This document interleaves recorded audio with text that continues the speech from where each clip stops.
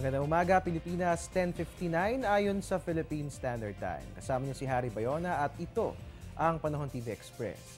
Nagdeklara na ng suspensyon ng klase ang ilang mga munisipalidad sa bansa ngayong araw. Yan ay dahil pa rin sa masamang panahon na dulot ni Bagyong Zoraida.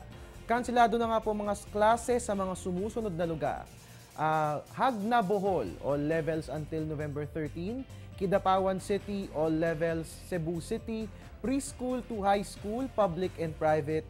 Misamis Occidental, preschool to elementary, public and private.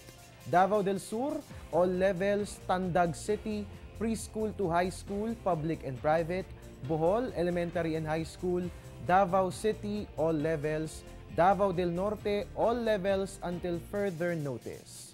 Sa ibang balita, asahan po natin na magiging maalon ng ating mga karagatan sa Luzon. Yan ay dahil pa rin sa surge ng northeast monsoon.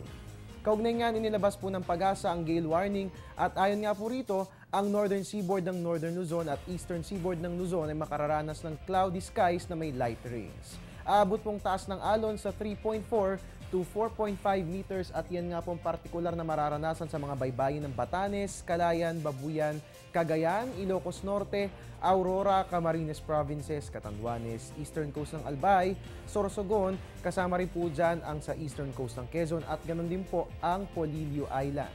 Ang lahat ng mga kababayan nating mangingisda ay inaabisuhan na huwag muna maglayag dahil magiging rough to very rough ang lagay ng ating mga nabanggit na baybayin. At yan nga po ang gale warning na inilabas ng Pag-asa.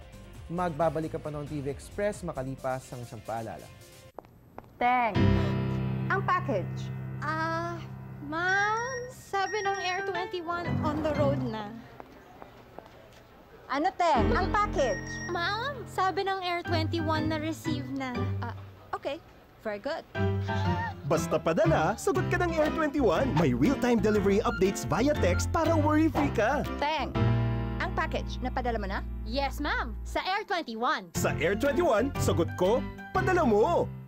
Mga kababayan, ang Air 21 at ang Panahon TV ay kaisa ng sambayan ng Pilipino sa pagtulong sa mga kababayan nating nasalanta ni Bagyong Yolanda. Tumatanggap nga po ang Air 21 ng mga donasyon kagaya ng mga sumusunod. Ito nga po yung mga luma pero magagamit pang damit at mga pagkain kagaya halimbawa ng mga delata, biskwit at kapag noodles. At mga kababayan, kapag nga po noodles, magpadala na rin po tayo ng ekstrang tubig, no? Dahil nga po wala pong tubig doon sa mga nasalanta ng bagyo. Bukod pa po yan sa bottled water na ibibigay nyo sa kanila para kanilang maging inumin. At pwede rin po magpadala ng mga gamot. Ang Air 21 po hindi tatanggap ng kahit anumang monetary donations. Yung mga nabanggit ko lang po kanina, yun na lang po ang inyong ibigay. At mangyayari nga po itong ating relief drive. Simula po yan sa November 9, magpapatuloy po yan hanggang November 17. Let our bayanihan spirit help our country move forward. At mga kabayan, yan po muna ang latest mula rito sa Pag-asa DOST. Tabayanan nyo po ang aking ulat mamayang alas 12 ng tanghali. Alamin po natin ang latest kay Bagyong Zoraida. Pero for the meantime, please like our Facebook page or you can also follow us on Twitter. And of course, welcome lahat sa ating website na www.panahon.tv. At your service po new weatherman, Harry Bayona, Diyos maray na aga sa Indogabos.